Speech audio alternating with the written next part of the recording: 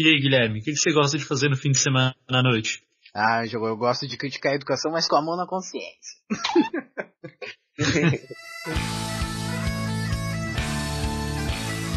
Ucrania Cast, o podcast de seu tempo.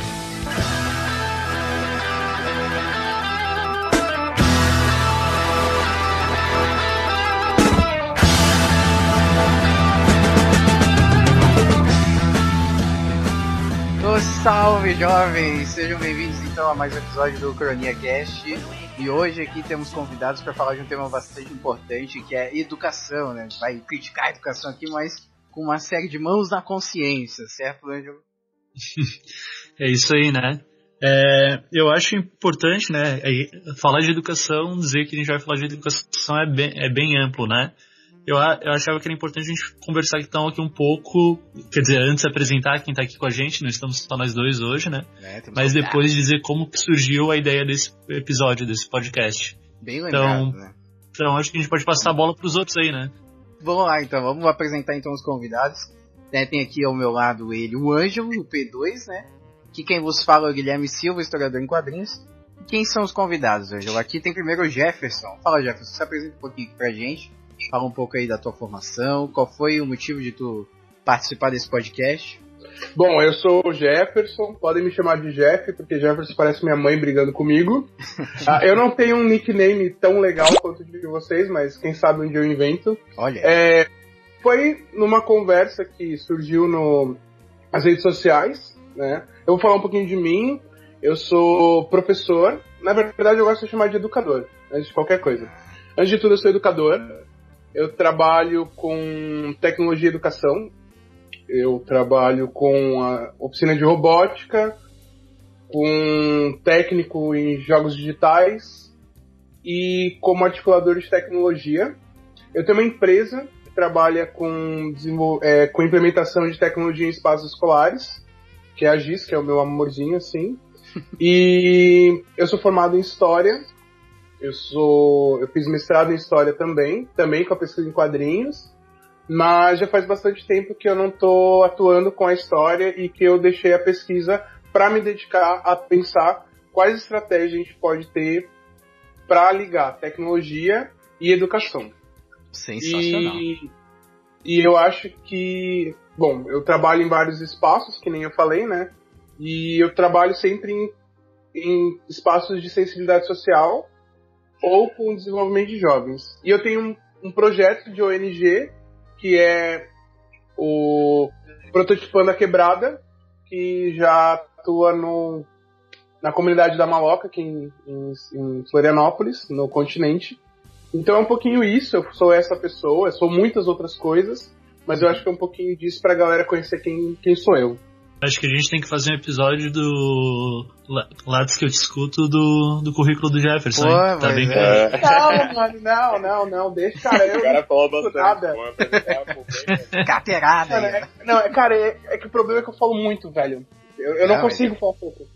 Pra sua sorte, hoje o episódio ele é feito através disso. Você tem que falar aqui pro episódio sair.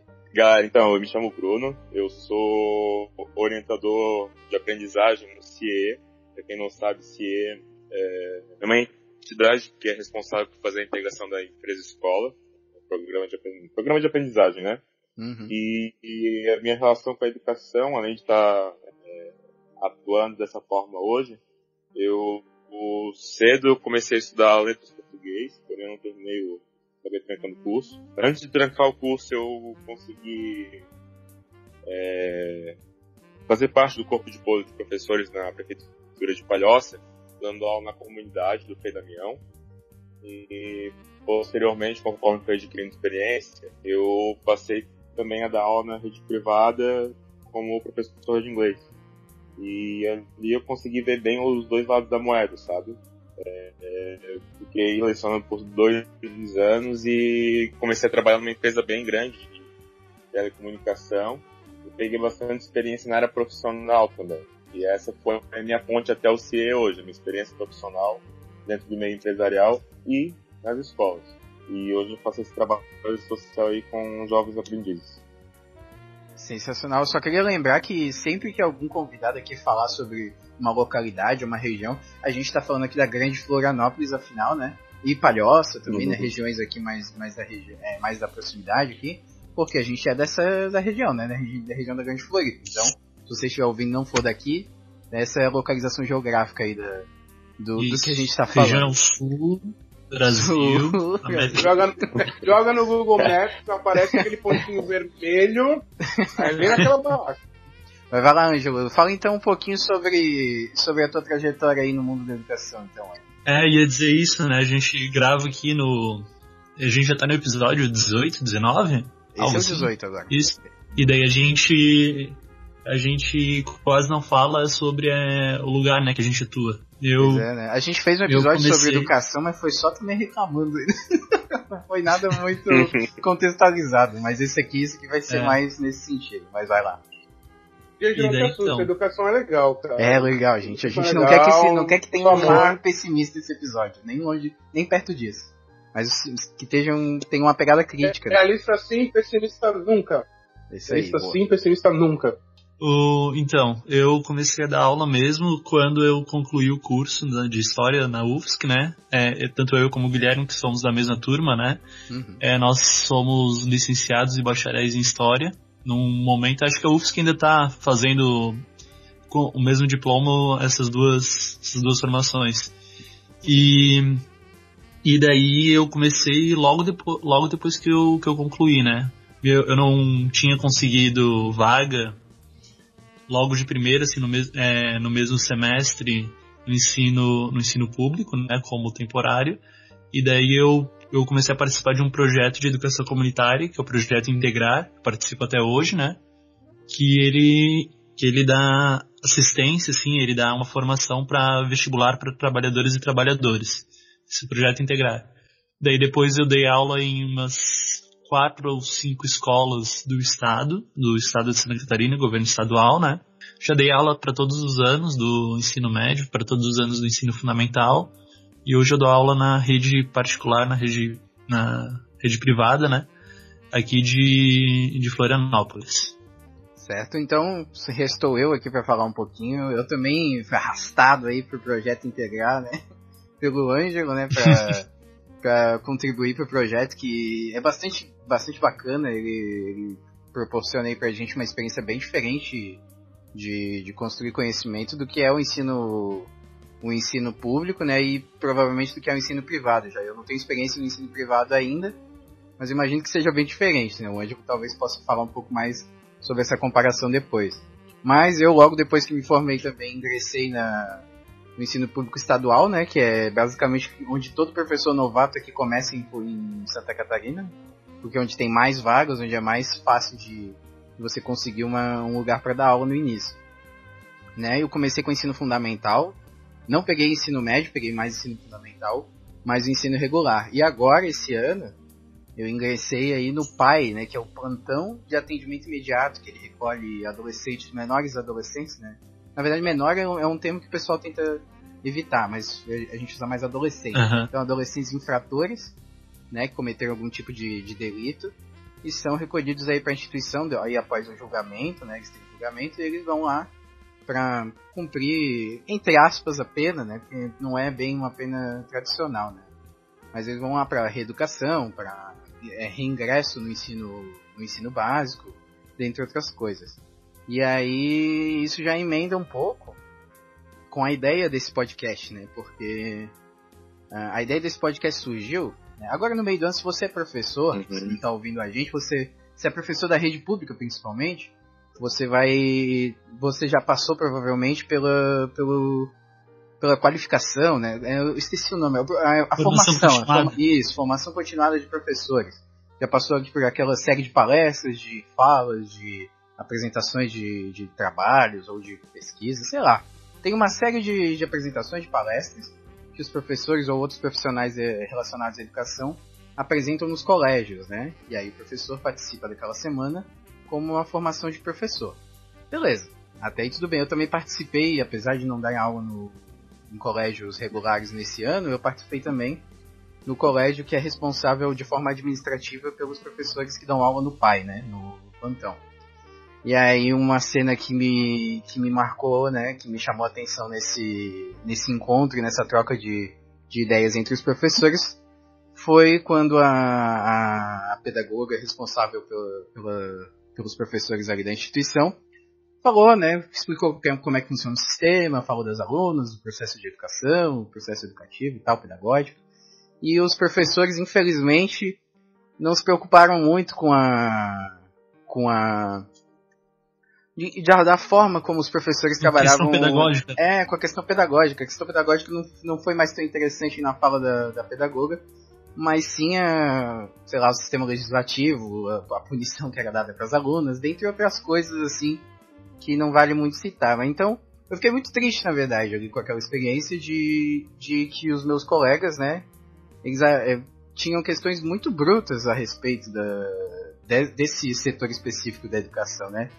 O embrutecimento da classe, né, que foi o principal termo que a gente conversou antes de começar a gravar, né, ele me chamou muito a atenção. Tinha professores mais antigos ali que já não tinham mais a empatia que é necessária para você trabalhar a educação, principalmente com um público mais socialmente sensível. Eu gostei do termo que o Jefferson usou, socialmente sensível, assim, né, ou pessoas em condições sensíveis sociais, né.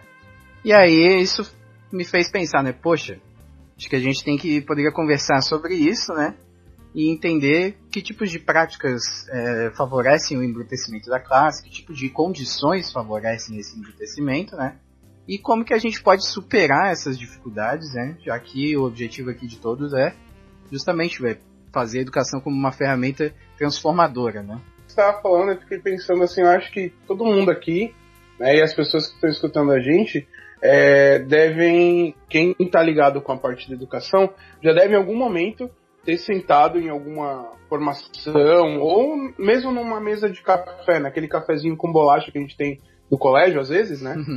E ter tido aquele momento de falar, putz, cara, primeiro, eu acho que fiz a escolha errada, eu acho que acontece isso às vezes. Nossa, sempre. E daí vem aquela coisa de você ver um professor mais velho, uma professora, né? E você vê o desgaste. Né? Eu acho que a coisa as precariedades que a gente tem, elas são, para além das precariedades estruturais, né? Eu acho que eu sou muito privilegiado nesse ponto. Uma das escolas que eu trabalho, ela faz parte de uma rede particular, né? Ela é a parte social de uma rede particular, e a gente tem bastante recurso. Não é assim, tipo, comparado com do particular mesmo, não é tanto, mas a gente tem comparado com a rede estadual, por exemplo. E eu noto que é mais do que uma precarização física, sabe? Você vê a precarização pessoal mesmo, em alguns colegas de profissão. E durante muito tempo eu tive uma visão meio babaca, assim, que eu pensava, tipo, o professor se deixou levar, não procura e tal. Só que, pô, cara, você fica pensando assim, você tá, sei lá, 20 anos em sala de aula, as condições ficam cada vez mais adversas, você tem você tem uma galera que constrói a ideia de profissão educador, profissão professor, quanto uma profissão de olha que lindo que é ser professor, você leva o conhecimento pras pessoas e tal, não sei o que. Não, mano, é uma profissão, cara, que muitas vezes é insalubre, que muitas vezes te dá porrada, literalmente, entendeu? Então eu acho que são muitas variáveis. Eu posso mapear pelo menos 3, assim, né?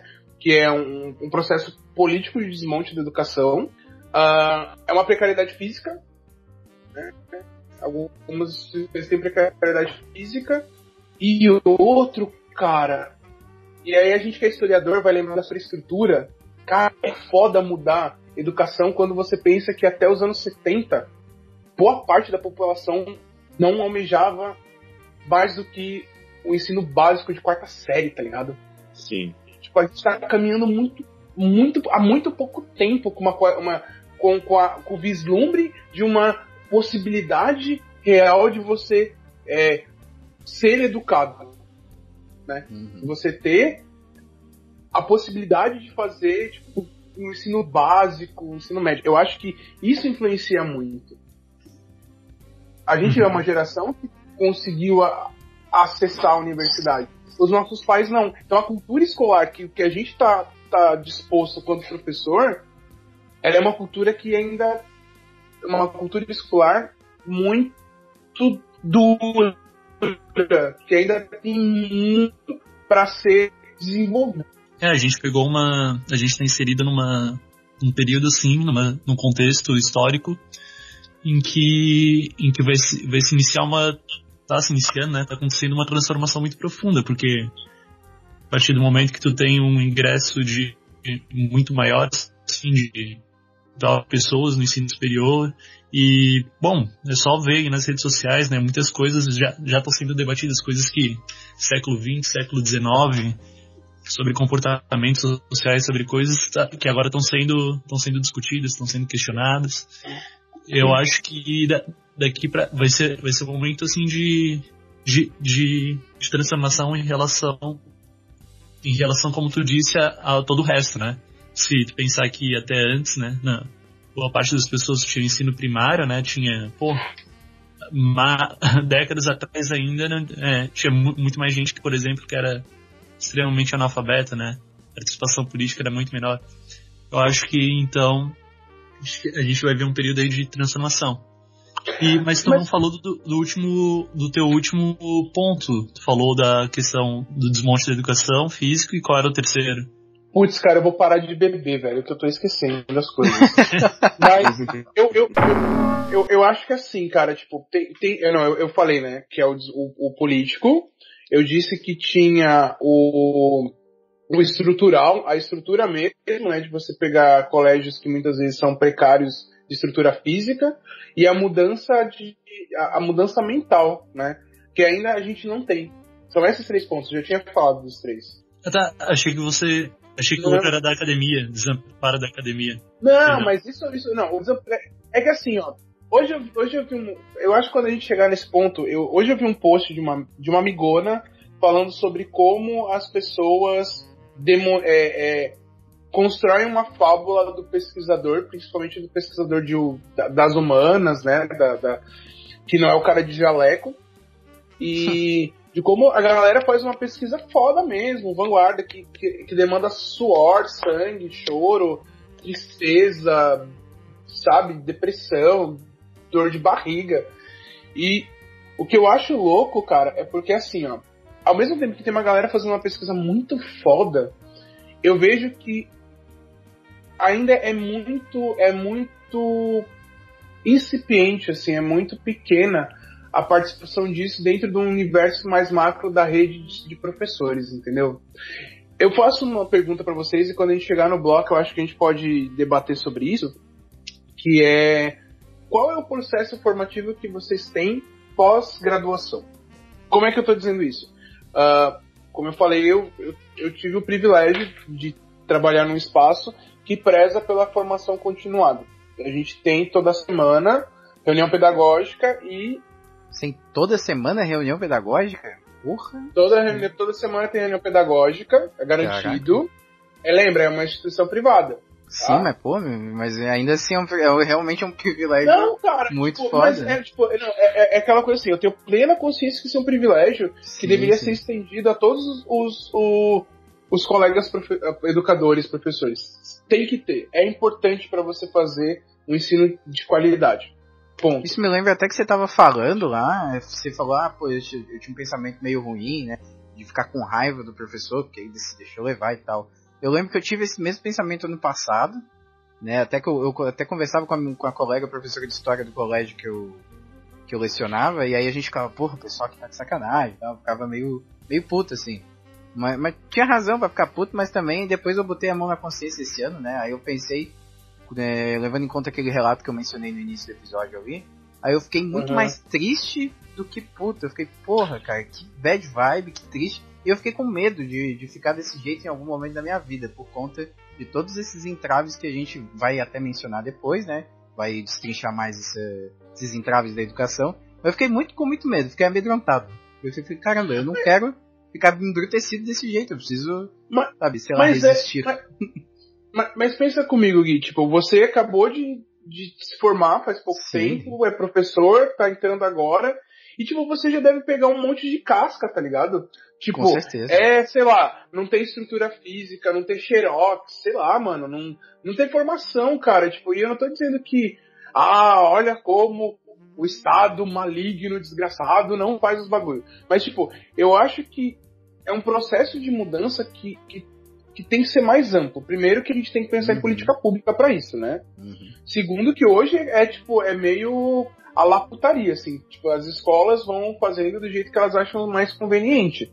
Como eu te falei, eu tive o privilégio de ter esse espaço. Por isso que eu perguntei pra vocês como que era o processo formativo de vocês. Porque a transformação que foi esse tempo, que eu já tô há bastante tempo nessa casa, né? Nesse colégio. E, tipo, eu tive informações fantásticas. Tive informações que foram ruins, tá? Pra não usar outro adjetivo. Mas, tipo, eu já tive formações fantásticas. Por exemplo, eu tive uma formação sobre... Eu já tinha uma trajetória com questões de gênero muito grande, né? De leitura, de amigos, né? Que faziam parte de grupos de pesquisa. Mas eu achei uma formação muito foda que eu tive no colégio para falar sobre a questão de gênero. Para explicar que, tipo, você tem o sexo, você tem o gênero, você tem a orientação sexual, desde o professor do Fundamental 1 até os professores do médio, tá entendendo? Legal. Tipo, pensar como que eu vou qualificar, como que eu vou criar mecanismos para essa galera se fortalecer. Como eu falei, né, eu trabalho com a parte de tecnologia e educação. Eu sou o cara que, tipo, vai pensar como que eu vou trazer essas linguagens tecnológicas, muitas vezes tecnicistas, para dentro da educação. E como eu falei, eu tinha essa coisa de meio babaca e presunçosa até, de dizer, professor não estuda. Eu pensava, mano, você tem que dar, sei lá, 40, 50 horas de aula, né, professor, vamos pensar, Estado, né? Sim. 40, 50 horas de aula para você ter um salário minimamente digno, para você poder pagar os boletos da Casas Bahia. Aí você pega e tipo, você ainda tem que se formar, tem que estudar. Aí você tem que usar o final de semana para corrigir as provas, você tem que trabalhar além dessas 50 horas ainda. E você pensa assim, mano, você tem 30 alunos na sala, velho, com uma escola quadrada, que não vai pensar, tipo, você tem que dar prova e você tem que avaliar nota, e é isso aí, e os alunos descobrem que eles estão cagando pra você. E aí, mano, como que você fortalece esse professor, tá ligado? Como que você faz esse maluco que tá ali e fala, velho, relaxa. Sobre esse negócio da formação, a gente pode então emendar já o segundo bloco aqui, finalizar esse primeiro pra justamente falar um pouco sobre como é que é a formação continuada do professor e como que ela foi antes, né? Como que foi a nossa formação na academia, ou como é que foi a trajetória, e questionar, né? A academia, ela ampara a gente, o conhecimento científico, ele ampara a gente de alguma maneira?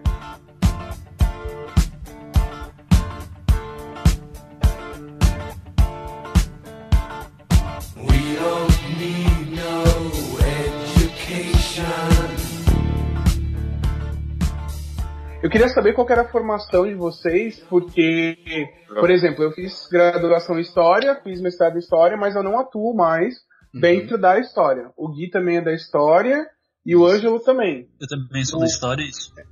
E o Bruno? Eu sou de letras português, comunicação, letras inglês português. O Bruno é o ponto fora da curva. A gente tava querendo fazer um bloco anarco-comunista, História, CFH, FAED. Ele veio o cara da letras. Tô brincando, mano. Não, eu perguntei porque assim, eu não sei, eu acho que eu sou o mais velho da roda, eu sou o tiozão. Eu fiz a minha graduação antes dos anos 2010, então, tipo, faz tempo. E eu perguntei da formação porque eu acho importante a gente fazer essa reflexão sobre como foi a nossa formação para poder pensar o professor que a gente é hoje. Tipo, eu vou falar um pouco da minha formação e o que eu acho que foi de prós e contras, né? Hoje com uma visão um pouco mais madura, né? Para não dizer mais velha, né? De tudo isso. Assim, eu fiz a graduação numa universidade do Paraná. O Paraná tem várias universidades estaduais espalhadas pelo estado. Eu fiz hoje é a Unespar, Universidade Estadual do Sul do Paraná, mas quando eu me graduei lá, ainda era a Faculdade de Filosofia, Ciências e Letras da União da Vitória, que é uma cidade pequena que tem lá no Paraná. E a minha faculdade de licenciatura em História foi muito interessante porque, diferente do ambiente que eu fui conviver quando eu estava na UDESC, era a faculdade de quem era fudido. Quem tinha pouca grana, quem era quebrado, ia fazer as licenciaturas, porque não tinha grana para pagar as particulares que tinham os cursos, entre aspas, tradicionais. E lá foi muito louco porque tiveram várias... a graduação ela foi muito feliz em alguns pontos, muito falha em outros. Eu acho que isso é uma coisa que acontece com todo mundo. Mas eu tive a oportunidade de trabalhar como bolsista de um projeto chamado Universidade Sem Fronteiras que tinha lá, que era tipo um PIBID, em que eu trabalhei dando aula de informática para a terceira idade. Até produzimos um livro, né, com as memórias dos nossos alunos e tal. E durante a graduação eu sentia muita falta de conseguir fazer a ponte entre o que eu fazia com eles e o que a gente fazia de reflexão quanto à educação. Quando eu vim para o mestrado, daí foi esse rumo mais acadêmico mesmo. Eu trabalhei com a pesquisa de movimentos urbanos nos quadrinhos e tal. E durante o mestrado eu tinha um pensamento bem babaca, assim, de vou terminar o mestrado, isso aí, professor universitário, olha só. Aí eu vim pra Florianópolis e tipo, tinha 10 milhões de mestrado, 10 milhões de mestre, 10 milhões de doutor, e eu fui pra educação. E daí na educação, cara, foi muito louco, porque o processo de formação continuada foi importantíssimo pra formar quem eu sou, tá ligado? Foi aquela coisa assim de, olha, existem essas outras correntes, a educação pode ser muito além da prova, você pode ir para além dos autores que você já conhece. Tá ligado, Paulo Freire? É da hora pra caralho. Existem outros caras e tal. Então, tipo, nesse processo eu fui me deparando com várias formas diferentes de pensar a educação, e isso impactou pra cacete a forma como eu vejo a educação hoje. Tipo, eu tive contato com a Escola da Ponte, eu tive pedagogia de projeto, educação alternativa, os caralho tudo. Aí o que acontece? Quando eu sento num bar pra conversar, eu sento no bar, tá, gente? Desculpem as pessoas que escutam, se elas não sentam no bar, eu convido vocês a ficarem no bar comigo, por favor, a gente conversa. Mas daí eu vi o quão importante foi essa formação. Mas desculpa te interromper, Jeff. É que o Bruno vai precisar sair. Você quer falar alguma coisa antes de sair, ou deixar uma última impressão? Galera, primeiro podcast que eu participo, gostei bastante. E o que eu vou falar pra vocês? Isso é muito bacana. Então, eu não cheguei a concluir minha formação, né? O pouco tempo de curso que eu fiz me permitiu ter acesso aí à vaga de professor, e eu consegui viver bastante coisa, bastante experiência na área. Porém, foi experiência suficiente para eu dizer que eu não queria aquilo ali para sempre, entendeu? E foi onde eu acabei me afastando da área da educação. Troquei de curso. Hoje eu faço gestão de recursos humanos. Trabalhei em empresa privada há bastante tempo também. Porém, por ironia do destino, eu acabei parando nessa instituição social, que é o CIE. E eu acabo fazendo um trabalho meio que de professor. Só que ajudando esses jovens, muitas vezes de zona de risco, situação de risco, que são encaminhados para as instituições sociais, para o CIE. E nós fazemos a integração desses jovens aprendizes às organizações, né, às empresas. E realmente para mudar a situação dele, para mudar a situação desse cara, ele precisa dessa ajuda da educação, precisa desse suporte da educação, é importante. Eu pedi desculpas para vocês por ter que sair agora. Eu realmente estou bem cansado, não estou conseguindo nem pensar direito. Eu espero poder participar de novo aí com vocês nos próximos podcasts, beleza? Não, o convite fica aberto, viu? Obrigado pela presença, viu, meu querido? Valeu, rapazes. Abraço. Falou, abraços. O que a gente pode falar agora, então, é justamente, você falou da tua experiência de formação e tal, e que a tua formação acadêmica, né, ela teve seus altos e baixos, isso aí acho que a gente concorda realmente de que cada curso ou cada formação ela vai ter isso aí, né? Uma coisa vai te agradar menos, outra coisa vai te agradar mais. Eu acho que dentro da nossa formação ali na UFSC, a gente pode acrescentar isso também, de que a pedagogia ali, a parte pedagógica, ela sempre foi meio desacreditada. E eu acho que até hoje... Vocês tinham aula lá junto com o pessoal do SED? Ou vocês tinham o pessoal da pedagogia da própria... Do próprio CFH? Geralmente era em História, formação pedagógica em História. E aí tinha o pessoal já do CFH mesmo. E aí, mas eu acho que dentro do próprio curso, assim, era muito desacreditado. Eu acho que inclusive hoje, nas escolas, os professores, eles têm muito distanciamento dessa parte pedagógica construída na academia, porque não sei porquê. Acho que se tem esse pensamento. Eu acho que é justamente porque dentro do curso, pelo menos a nossa experiência, minha e do Ângelo, se o Ângelo não concordar, ele pode até falar, mas parecia tudo muito distante. Todo o conhecimento que a gente produzia parecia muito pouco aplicável em sala de aula e fora do contexto, sabe? Não tinha, pelo menos assim, pelo menos na minha graduação a gente tinha uma coisa meio babaca de falar assim, os pedabobos, as pedaguetes, tipo... Pedabobos foi a primeira vez que eu ouço. Conhecimento da história da coisa da pedagogia, da educação. Eu não sei. Então, isso acontecia de certa maneira lá, porque desde o trote, a gente tinha um juramento do trote, uma das partes do juramento, né? E o juramento era você jurar fazer coisas que ali culturalmente não são legais de fazer. Uma parte do juramento era, eu não vou faltar às aulas de educação, sabe? E então já começava desde antes, sabe? E daí só que tinha problemas, assim, tem essa questão cultural, né, que dentro ali da vivência universitária era meio desacreditada no nosso entorno, ali no CFH, no Centro de Filosofia e Ciências Humanas da UFSC. Uhum. E só que tem uma questão que também que era estrutural, assim, ali da formação, que nem o Guilherme falou, e eu concordo com ele, sim, né, que as disciplinas elas eram muito pouco comunicativas entre si, sabe? E eram meio repetitivas também, né? Tinha umas disciplinas ali que não faziam sentido nenhum estarem ali. O professor já não estava nem aí, fazia qualquer coisa. Então parecia que é um currículo muito inchado também. Era uma coisa meio esquisita mesmo. Mas ó, eu não sei, tipo, eu tive essa maturidade um pouco depois, bem depois da minha graduação.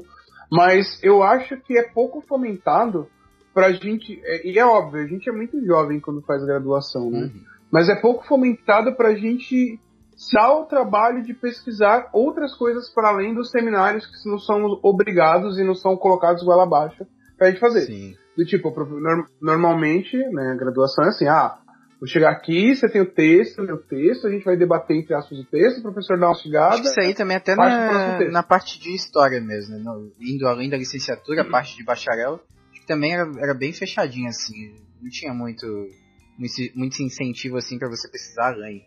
Mas mais informal, pelo menos eu nunca vi um professor trabalhando em sala de aula falando, assim, né, além do texto, por exemplo.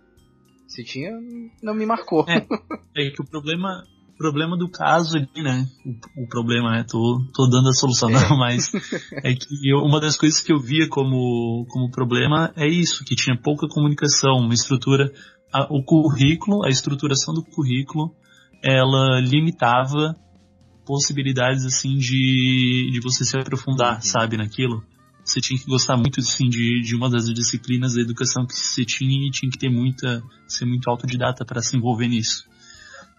E outra coisa que, além da desconexão, da pouca comunicação entre as disciplinas, daí tinha uma pouca comunicação com a comunidade, né? Boa parte...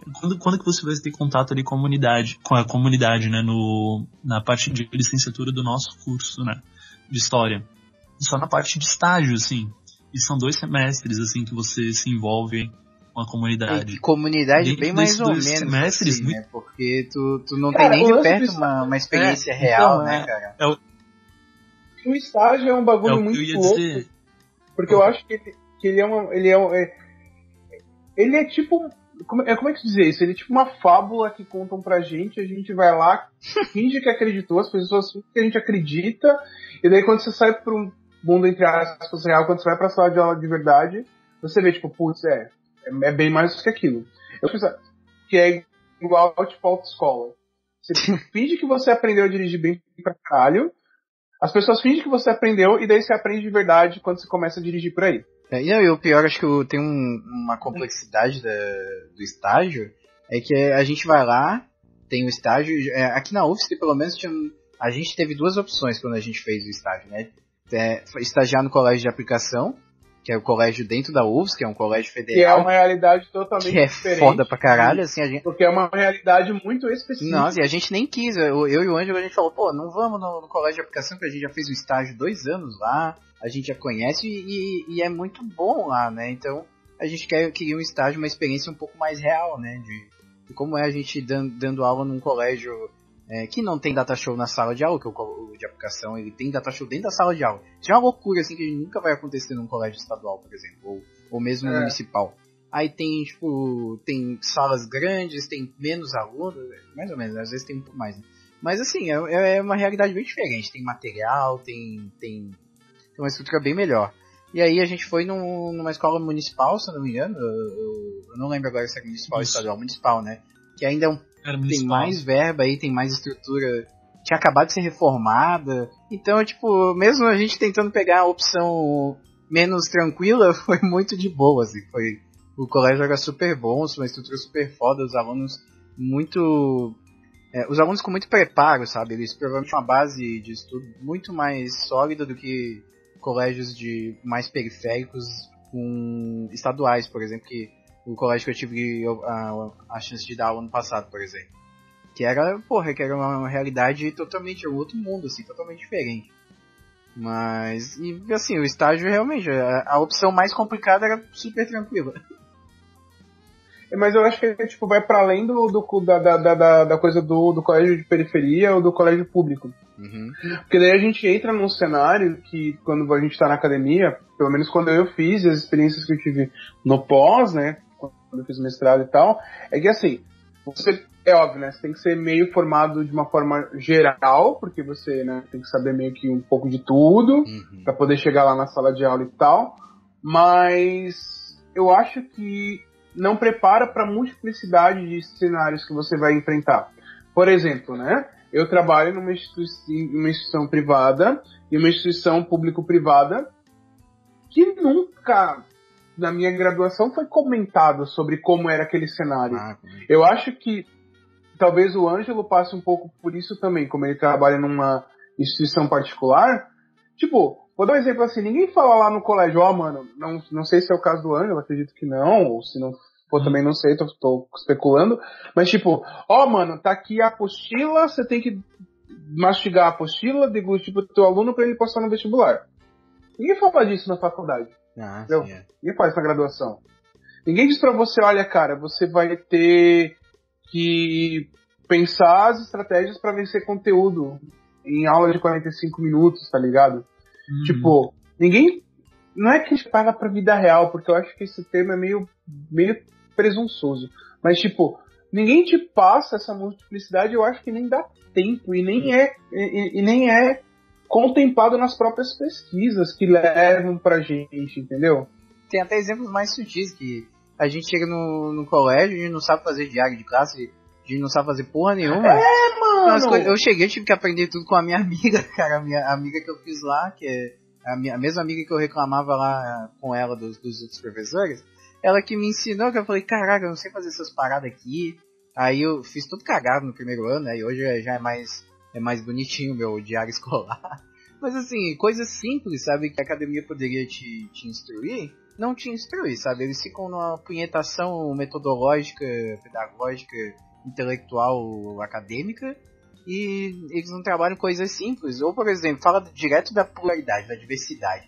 Que tem alunos diferentes e tal, mas não tem uma cadeira de educação inclusiva lá, aqui na UFSC pelo menos, e aí do lado tem o colégio de aplicação que tem um setor de educação inclusiva inteiro, precário, todo fudido, que a gente tem que aprender lá sobre o setor fazendo estágio não obrigatório.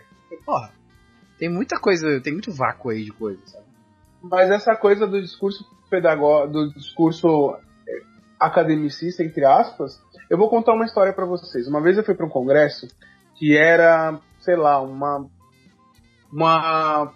deriva na escola, uma reflexão sobre a escola, uma porra assim, que era de uma galera de pós-graduação, né, mestrado e tal, com um professor referência, assim, falando de como eles foram e analisaram uma escola e como deveria ser, tipo, fizeram uma puta teorização sobre a escola, e daí levantou, eu tava com uma colega, com uma amiga, né, do lado, e a gente, puta, cara, mas ninguém conversou com os professores, né? Aí nisso o cara levanta a mão e a gente, mano, eu vou perguntar.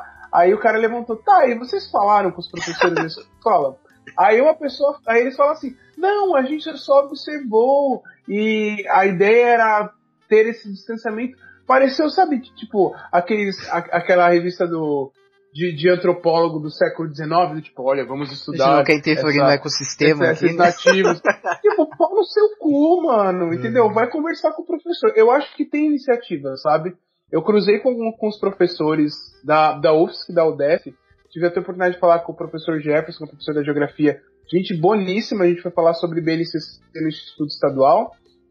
A minha esposa ela trabalha lá no Instituto, e estava tendo esse debate, até com uma colega que você falou dos processos formativos, eu acho que você vai dar um mini curso, né, naquele simpósio de história que vai ter no Instituto, né? Isso, seminário de professores de história da rede pública. Isso.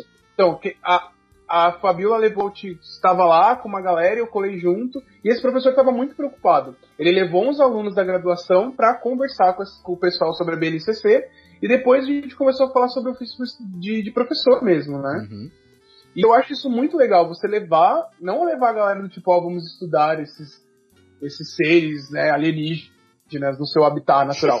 Mas, tipo, vamos trocar ideia, cara. A gente vai falar qual que é a treta. A gente vai falar, tipo, pô, cara, diário é assim, é treta, é legal pra caralho. Por exemplo, uma das coisas que eu vejo, né, é mediação de conflito, tá? Você tem 2 alunos lá querendo sair na porrada num colégio. Bom, pessoas sensíveis saíram da sala agora, que a gente vai falar sobre os perrengues físicos de ser professor. Sobre a realidade. Tá? Mas é aquela coisa, tipo, você tá num colégio, aluno de Fundamental 2, estão saindo na porrada. Como que você media? Não é passar isso na faculdade. Tipo, pode passar assim, tipo, o Skinner falou sobre condicionamento. O Vigor fala pra você colocar uma bolinha vermelha. Mas, tipo, eu acho importante ter a teoria, não tiro a validade da teoria, mas eu acho que é muito importante ter essa troca, de fomentar essa troca com o professor. Aí a gente entra num ponto que eu acho da contradição do discurso pedagógico, que é ele falar assim, a gente está fazendo a pesquisa e a gente quer fomentar a pesquisa, mas sem fazer a troca com os professores, com a galera que está na educação também. Existe eu não estou dizendo em todos os lugares, mas existe uma falácia, assim, que é a academia produz o conhecimento e os professores reverberam esse conhecimento do colégio. E não, mano, lá se produz conhecimento pra caralho. Uhum. E pode ser trocado pra cacete, entendeu? Essa é um pouco a minha crítica nesse sentido, sabe? Mas a gente interrompeu o Ângelo pra falar, né, coitado? A gente falou que eu ia ser falou um monte. Fala aí, Ângelo, o que você estava falando antes. Não, tudo bem, vamos no flow. Mas o que eu tava dizendo é que tem uma cultura, uma postura acadêmica, né, de isolacionismo, assim, de se isolar, sabe? A academia, pelo menos ali no curso de história, eu vejo que tem muitos problemas, assim, ela tá desconexa, aquela total crítica, né, que tá desconexa da realidade, mas de vez em quando eu vou em grupos ali, né, de debater texto, e eles fazem e muitos professores fazem questão de reiterar, não, mas a academia foi isso, puxando a brasa pra sua sardinha. É uma coisa cultural, né, cara? Isso aí tem que parar, sabe? Uhum. Eu acho um absurdo, por exemplo, a gente ter que fazer o estágio ali no aplicação que é do lado, ou na escola da rede municipal de Florianópolis, sendo que a grande massa de graduandos ali formados na UFSC e na UDESC, o primeiro lugar que eles vão dar aula é no estado, sabe? A gente não tem nenhum preparo para lidar com a rede estadual, com coisa. Então, é uma distância muito grande e não tem esforço de fazer pontes para diminuir isso, para diminuir essa distância. Eu canso de ver minicurso, palestra, como romper os muros da universidade. Puta, pode fazer 20 dessa aí que não dá, velho, que o nego não consegue. Para além dos muros. Mas ó, eu vou fazer uma pergunta que ela não é retórica, ela é real mesmo.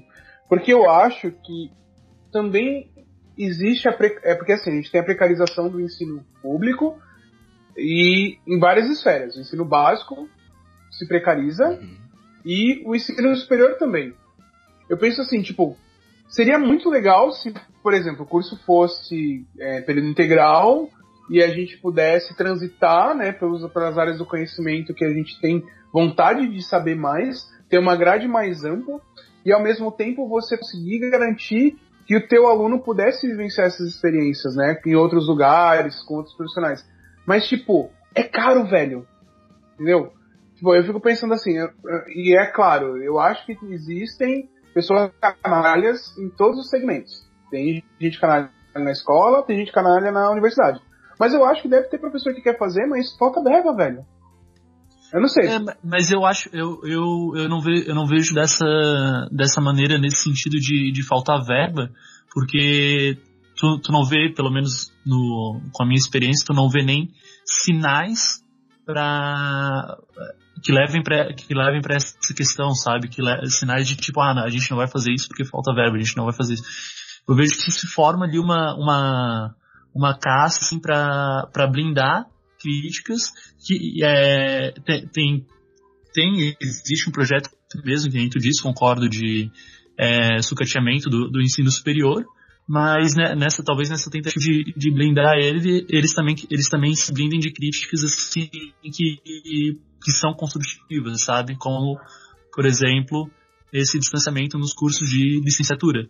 É uma coisa que a academia, sinceramente, ela tem que repensar, porque não é certo sair uma grande massa de professores e todos reclamando a mesma coisa por gerações que aprenderam na prática e não na formação acadêmica. Sabe uma crítica que eu tenho para a academia? Sim, que eu penso é como tá defasado o currículo. Tipo, quando eu fiz o mestrado no UDESC, pra quem não sabe, o UDESC é a Universidade do Estado de Santa Catarina, só pra gente pensar na galera que tá ali, né? Tá? Pra quem...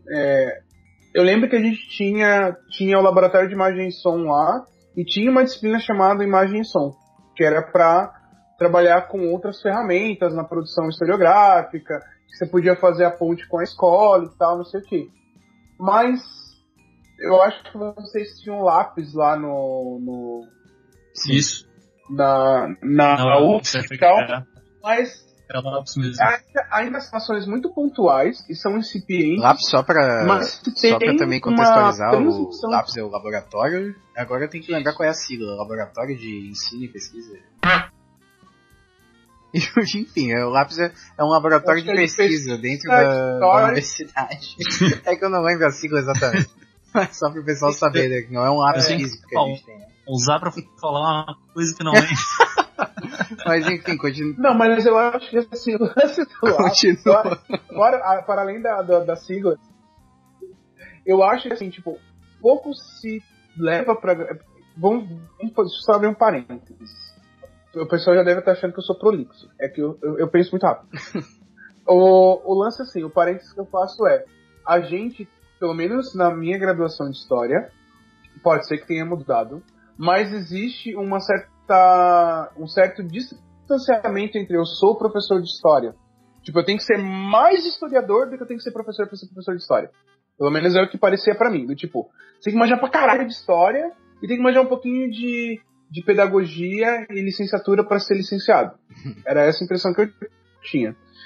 Enquanto devia ser equilibrado. Tipo, você tinha que manjar coisa pra cacete de pedagogia também para ser um bom profissional. Essa é a primeira crítica que eu faço. E nesses espaços que podem trazer práticas diferentes, tanto de pesquisa quanto de ensino, eu acho que tem poucas cadeiras ainda. O Gui trouxe uma coisa que eu acho muito importante, que é, a gente vai falar de educação inclusiva, mas não tem uma cadeira. Eu estendo mais. A gente vai falar de educação inclusiva, a gente vai falar de escola, quebrar os muros da escola, a gente vai falar de educação disruptiva, a gente vai falar de educação com tecnologias, e não se tem cadeiras para formar esses profissionais. E é pior dentro das universidades, de algumas universidades particulares, cara. Eu vi alguns, como eu falei, eu tenho uma empresa, eu vi alguns programas de universidades que trabalham com EAD, tem algumas que são bem boas, mas tem algumas que são muito ruins, muito precárias. Principalmente nessa questão da educação. E daí eu fico pensando, cara, tipo, o cara vai pra sala de aula sem ter tido alicerce pra poder pensar diferente. E isso frustra, sacou? Tipo, você tá lá, o aluno tá com o celular, ele só sabe usar o WhatsApp e Facebook, e daí você pensa, porra, não tem nem como pensar porque você não sabe que dá pra usar aquilo como ferramenta pedagógica. E eu acho que a academia peca muito nesse sentido, de fazer cursos de licenciatura muito fechados dentro do seu próprio umbigo, em vez de olhar para as outras práticas que estão sendo pensadas em outras licenciaturas e tentar fazer essa transdisciplinaridade dentro da própria universidade. Fala-se pra caralho de interdisciplinaridade e transdisciplinaridade, mas eu acho que dentro dos ambientes acadêmicos isso pouco acontece. Acho que tem alguns termos que são usados à exaustão e chega uma hora que o acadêmico, o professor, já não sabe mais por que ele tá usando aquela porra. Pra que ele tá falando interdisciplinaridade se ele não sabe mais como aplicar isso? Ele fala e isso perde sentido, eu acho. Isso é uma das coisas que me fez ter mais tranquilidade pra seguir o meu caminho de pesquisa. Uhum. Tipo, eu não preciso mais estar atrelado à universidade para continuar pesquisador e para trazer isso para os meus alunos. Tipo, essa tranquilidade, eu acho que é uma das coisas que, se as pessoas que estão escutando o podcast querem ter um pouquinho mais de tranquilidade com a professor, é tipo, cara, continue pesquisando, continue aprendendo, porque aprender é legal pra caralho. Mas tenha em mente que os ambientes acadêmicos estão viciados. Uhum. É que a gente também, a gente não pode, a gente já dividiu, planejou em blocos, né, de tudo, só para falar da natureza, do embrutecimento, né, e na conversa acho que já fica evidente que essa natureza é múltipla, né, esse embrutecimento ele vem de uma sociedade também desigual, né, que tem professor que não aguenta mais aluno porque tem aluno violento, porque vem de uma comunidade violenta, uma realidade violenta, tem a fonte da academia, que a academia tem inúmeros problemas, né, que nem a gente viu, ele veio de outra realidade, tinha problemas daquela, a gente listou problemas também específicos da nossa. Você falou sobre o embrutecimento que o professor ele é colocado com a violência dos alunos de periferia. Você pode estender isso em qualquer espaço, não só... O que eu estava dizendo, só para não perder a linha, é que são múltiplos, né? E é que a gente não parou pra falar isso, daí acho que o parênteses pode até vir depois, assim. Mas a ideia é que são múltiplos. E daí, aonde eu queria chegar é que a gente espera uma mudança de uma realidade, né? A gente também não pode querer que essa mudança ela dependa de articulações individuais desses setores, sabe? A gente não espera que tudo vai melhorar quando a academia melhorar. Ou a gente espera que tudo vai melhorar quando as desigualdades elas diminuem. A gente até mencionou, o Jefferson mencionou que é um projeto, né? A gente tem que entender como é que esse projeto afeta o individual, né? A estrutura, a macroestrutura influencia a micro. Olha isso aqui, bonita. A gente já introduz o nosso último bloco aí pra gente dar uma finalizada no assunto e concluir alguma coisa, ao menos, ou tentar dar um alento aí pros ouvintes da docência que estão ouvindo. A gente já pode, então, chegar e dar uma emendada no último bloco, né? Que é pensar, então, a natureza mais estrutural dessa precarização, né? E pensar em outras soluções para além também a solução também, além dos muros da universidade.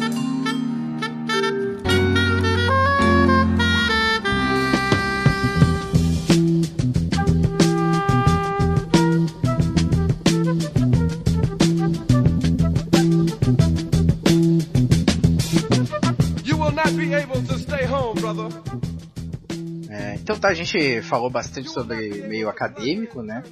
Falou sobre algumas coisas que a gente enxerga de negativo, outras coisas que a gente enxerga que poderia mudar e tal, para auxiliar o trabalho dentro de sala de aula, né? Mas, e aí, a gente também falou que esse não é tão simples assim, né? Não é modificando esse único elemento, né? Que a gente vai ter uma solução que a gente vai modificar o resultado final. É uma multiplicidade aí de coisas, né? De problemas, né? É uma conjuntura bem mais complexa. Né, Ângelo? Então, continua aí esse argumento, Ângelo. O que vem além desse problema acadêmico? Então, né? Acho que, na verdade, acho que o Jefferson tava com uma coisa engatilhada pra falar. O que era, Jefferson? Não, eu só ia falar pra galera, pelo amor das deusas, não desistirem de serem professores, cara.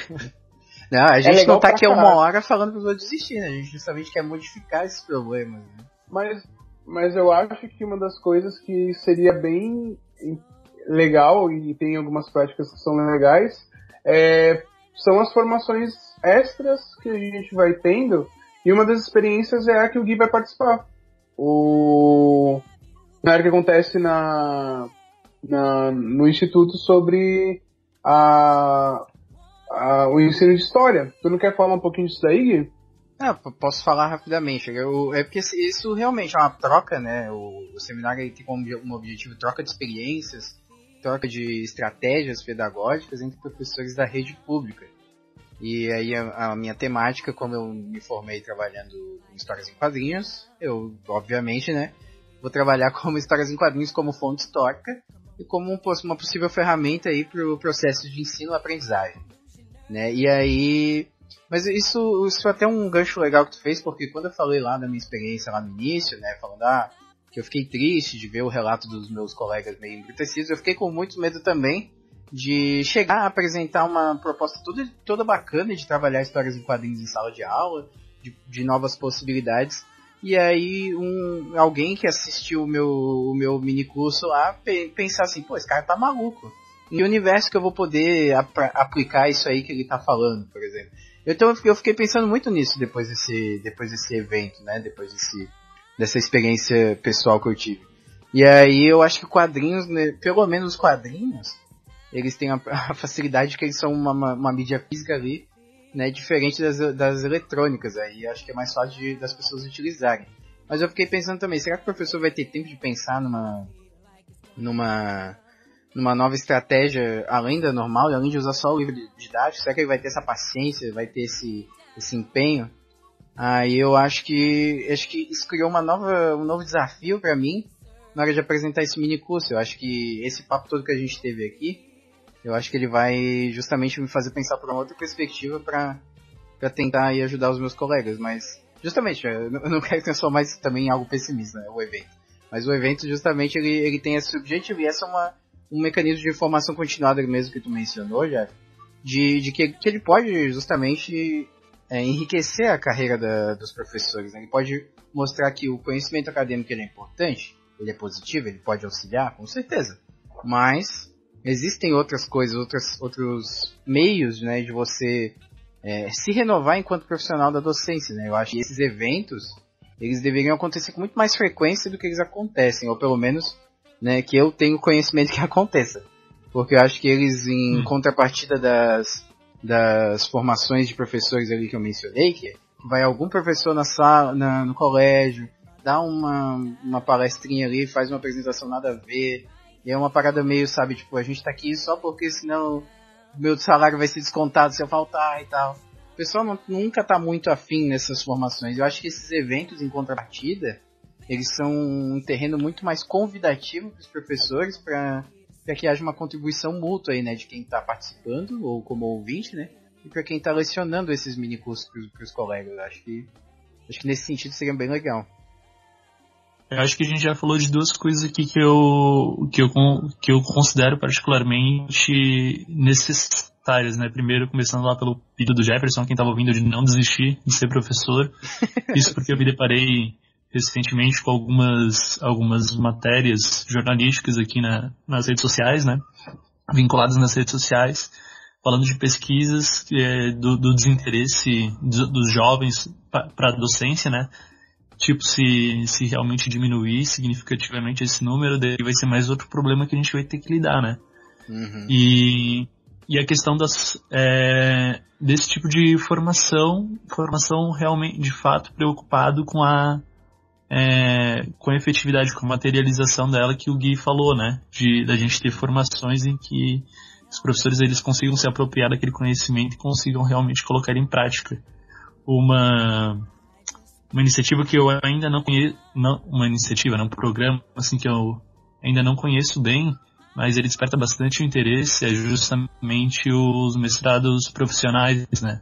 No nosso caso, o Profhistória, que tem na UFSC, né? Em que você Eu desço. tá aumentando na UDESC também, né? Tem pelas universidades espalhadas. Eu tive amigos que fizeram, e eu acho bem interessante a proposta, que é você trazer essa qualificação e a qualificação acadêmica, porque uma das coisas que a gente esquece também é que esse professor que está na rede, vou citar o exemplo da rede pública, tá? No particular pode ser um pouco diferente também. Na rede pública, se você tem uma titulação como pós-graduação, mestrado, etc., para quem não sabe, pessoal, existe uma coisa chamada ACT, que é uma das formas mais eficazes de precarização da educação, tá? Só para eu explicar para quem não é daqui. No Paraná, professor substituto. É o professor substituto. Lá no Paraná é PSS, que é a mesma coisa do ACT. Que é a coisa de todo ano você faz uma prova para que você seja ranqueado, você tem uma classificação, né? E a partir daquilo você vai para a escolha de vagas que estão, entre aspas, em aberto. Que seriam para professores que estão afastados por licença saúde, para professoras que saíram após o parto, né, que estão em gestação e tal, pós-gestação. Só que o que acontece? O Estado, ele pega e é tipo um cacho de bananas.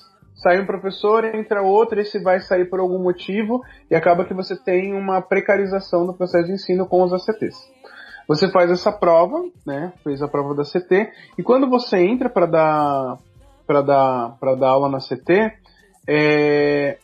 uma das formas de você conseguir alcançar um score maior é a titulação, pós-graduação, mestrado, doutorado. Pouco influencia se você tem um mestrado ou se você tem uma pós-graduação, a diferença é muito pequena. Se você tem um tempinho de sala de aula, você já consegue compensar. O que acontece é que os professores, quando tem que dar 60 horas de aula, eles acabam não tendo como fazer um mestrado, se qualificar também, né, na parte acadêmica, né, para estudar. E esses mestrados vêm um pouco para isso, porque o professor da rede que faz o mestrado profissional, ele tem um acréscimo no salário. Isso incentiva. Pô, você não vai precisar se matar 60 horas para poder pagar o boleto do coffee top que você comprou para sua casa, entendeu? E eu acho isso muito bacana, porque você qualifica os espaços, você qualifica os profissionais que estão atuando dentro da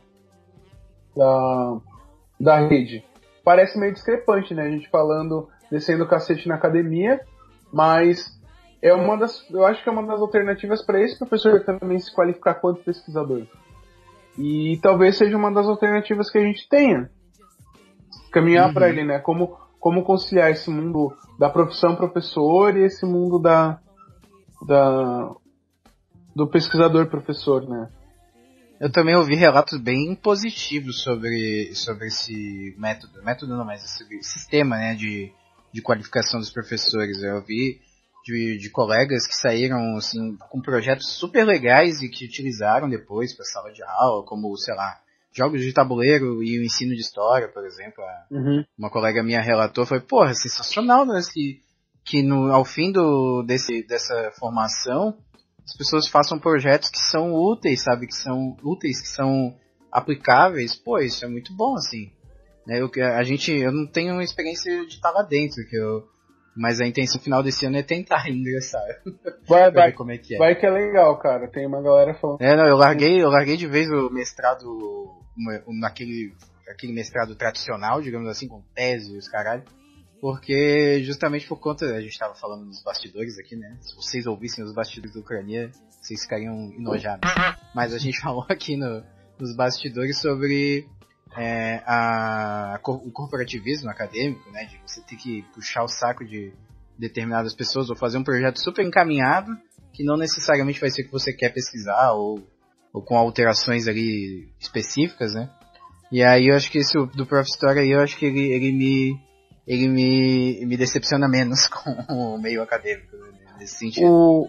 Mas enfim, pra não sair muito do assunto, você queria falar do que? Não, é que eu só queria falar que a gente trouxe o exemplo do mestrado profissional, trouxe o exemplo também do seminário, né? E uma das coisas que me afligiam e eu resolvi tentar fazer alguma coisa para mudar isso foi montar a GIS, que é a minha empresa, que um dos segmentos da GIS a gente trabalha com formação de professores. A gente trabalha com a formação de professores com a utilização de ferramentas tecnológicas. Então, como que eu, professor, posso usar, por exemplo, a produção audiovisual, né, vídeo, rádio, etc., dentro da minha aula. Então a gente fecha parceria com alguns espaços educativos, as escolas vêm e conversam, e a gente vai lá e faz essas formações. E o legal é que não fica aquela formação ao momento jabá, né? Mas não é por isso. Mas eu acho legal, tem outras pessoas que fazem essas formações também, né? Que é a coisa de, não é só uma pessoa técnica, não é só aquele cara que manja tudo os paranauê da tecnologia que vai vir falar pra mim, mas é um cara que também é professor. Eu acho que essa é uma sacada legal. Você tem um cara que vai saber que, aplicar isso com 30 alunos na minha aula é diferente de fazer isso teoricamente dentro de uma empresa.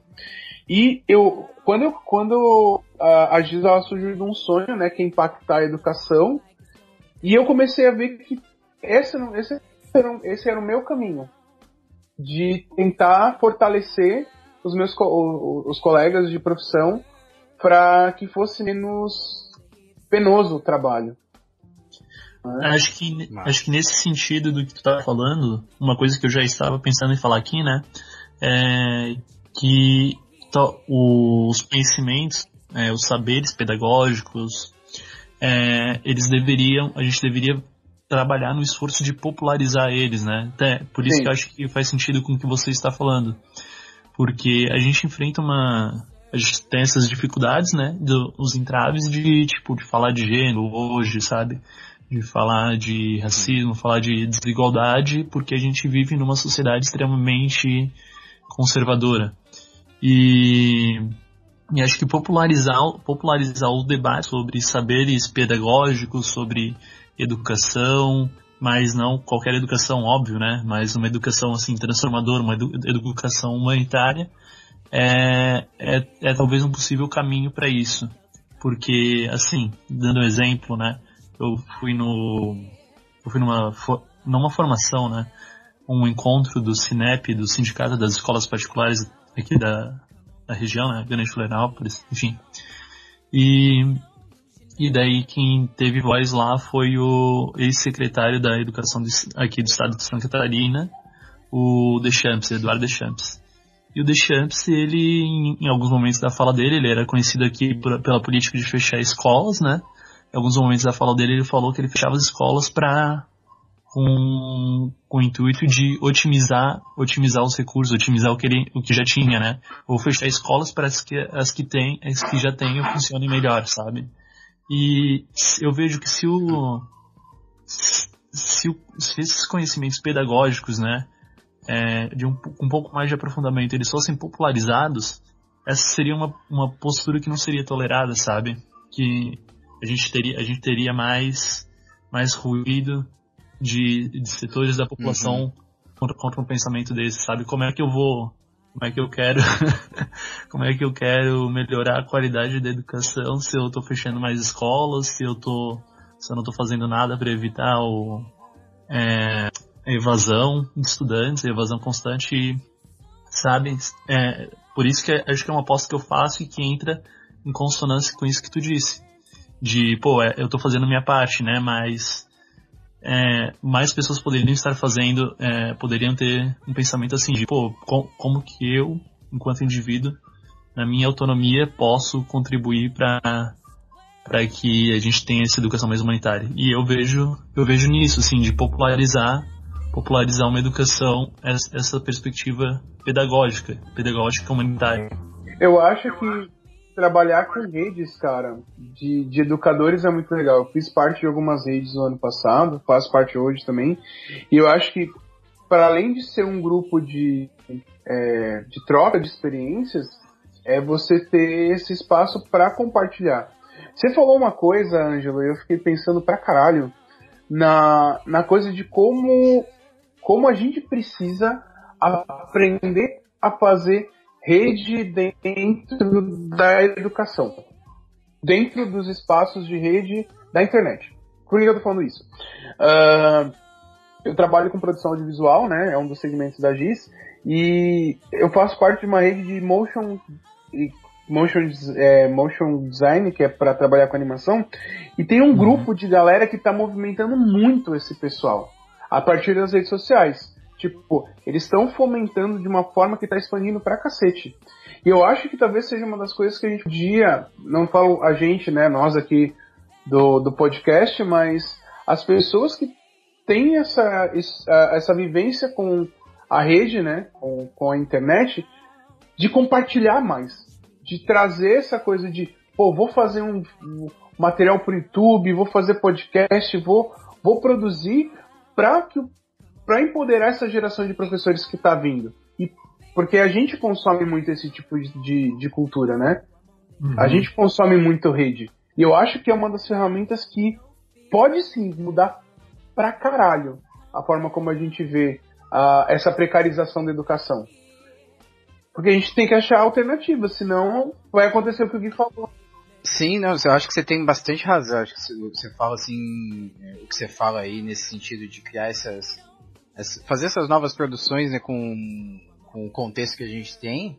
Eu acho que isso é muito bom. E isso me lembrou de um projeto de um professor de história que eu compartilhei há semanas aí, sobre um professor de história que montou um podcast com o 6º ano de um colégio. Ah, que louco! E cara, foi muito massa. E eu ouvi uns episódios, eu achei muito bom. E aí, é o Coolcast. Esse é o nome do podcast deles.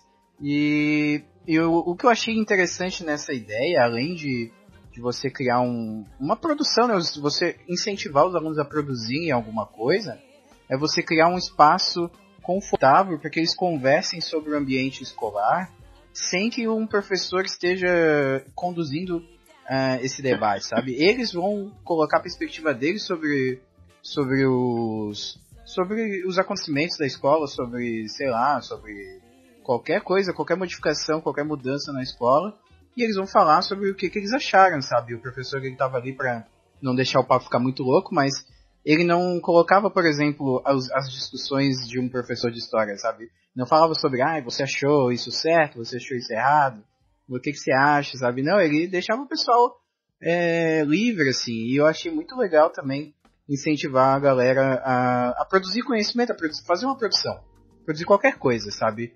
E qualquer coisa que não seja obrigatória, né? Só não fazer um trabalho sobre Império Romano, sabe?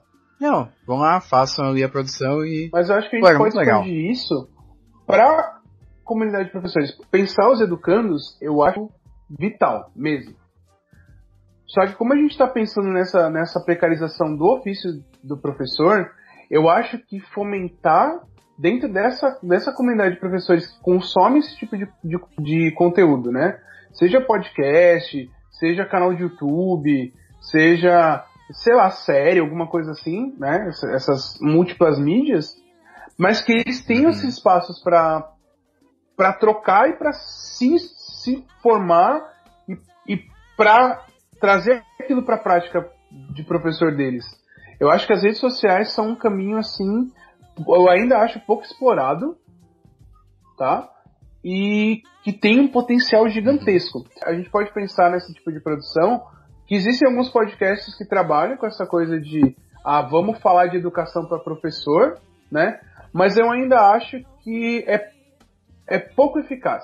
Eu acho que eles pouco transitam nesse pessoal. Eu não sei se é um problema de divulgação, ou de formato, ou se a galera é chata pra caralho. Mas eu acho que realmente é uma das ferramentas que deve ser trabalhada, tipo canal de YouTube, entendeu? Imagina que louco você ter um nerdologia de formação pra professor, tá ligado? Nossa, mano, ia ser muito louco. Uhum. Mas eu acho que é uma coisa que vai reverberar mais ainda, né? Acho que a gente ainda tem muito professor muito professor mais velho que não consome podcast, assim. Pô, eu já dei aula com uma mulher que deu aula pra mim, sabe? Numa escola. Mas acho que é uma coisa que vai reverberar mais tarde essa questão das mídias, e seria realmente muito bom, né? Se acontecesse. A gente tem que pensar que assim, tipo, essa galera que tá há mais tempo no ofício de professor, tem gente que consome, que atualiza essa forma de entretenimento, né? Mas que ao mesmo tempo, cara, as pessoas estão morrendo, velho. As pessoas estão renovando, entendeu? Vocês... Não, cara, que papo gostoso. Tipo, eu sou o tiozinho da porra do podcast hoje. Eu tô com 34, vocês estão com 24.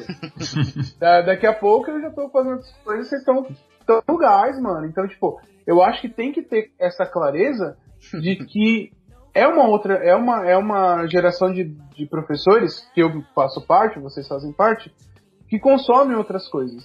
E que também deve ser fomentado e deve ser produzido pra essa galera, meu. Uhum. Sim, e aí é uma geração que produz coisas novas também, né? Como tu falou, quantos podcasts tem de educação? Tem poucos, assim. Quantos canais voltados pra isso? Tem poucos, mas uma hora vai começar a ter, sabe? A geração, ela... Eu vou voltar ao exemplo que eu dei da produção de audiovisual e tal, e etc.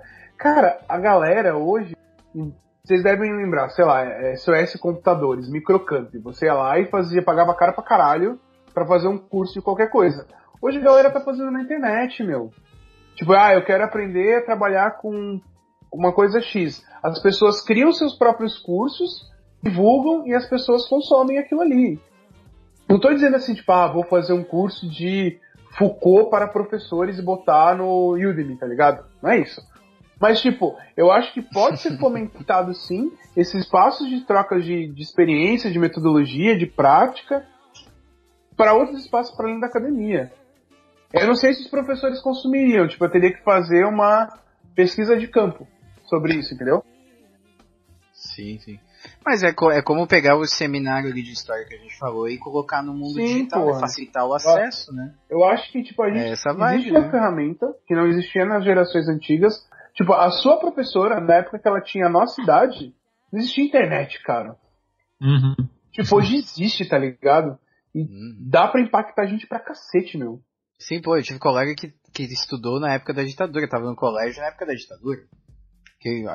Olha o tipo de educação completamente diferente. E que tem o seu valor, cara, imagina. Não que a gente não esteja numa ditadura, né? Não que a gente não esteja num estado de exceção. Aliás, quero agradecer a licença que o governo federal deu pra gente gravar desse tema. Cara, se um dia vocês quiserem fazer um podcast sobre, tipo, comunismo na escola, me convida, velho. Eu falo amarradão. Não, enfim, né? Depois dessa volta gigante aí, como é que a gente pode amarrar esse assunto aí? Mas é que assim, a gente apresentou, não vai ter uma solução específica, acho que essa é a conclusão principal, né? Não vai ter uma solução milagrosa que vai modificar todo o sistema para valorizar do nada a profissão, para modificar o processo de ensino-aprendizagem, para modificar a academia.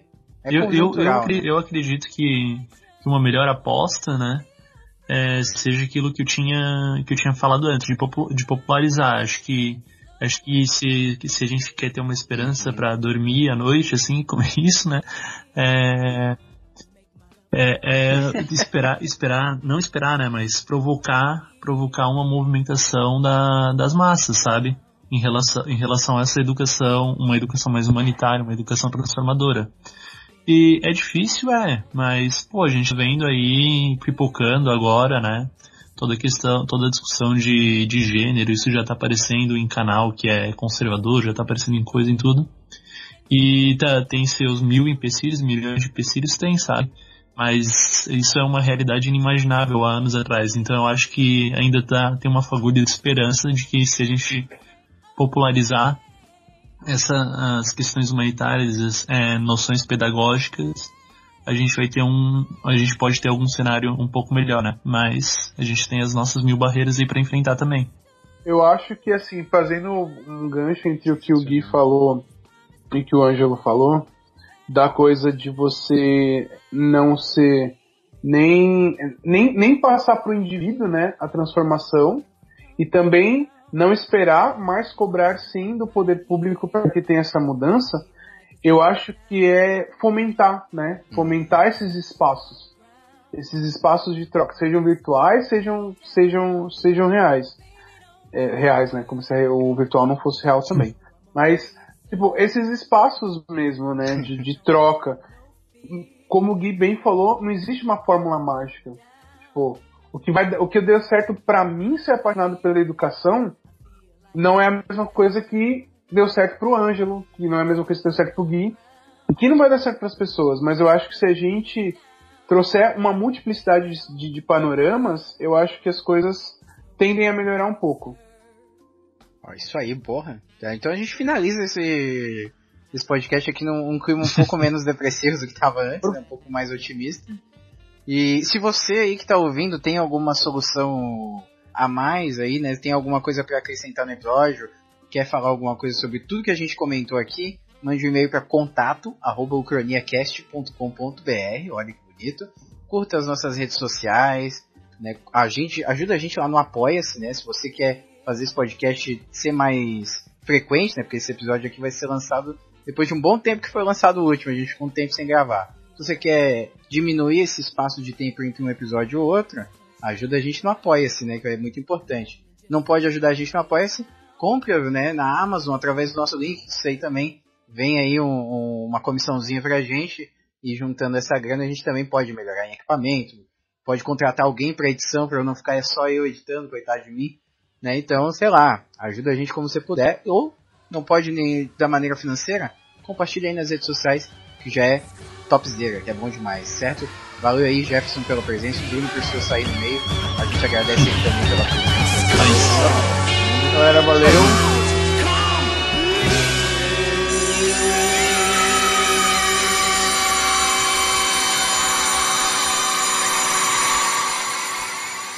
Saída pela esquerda.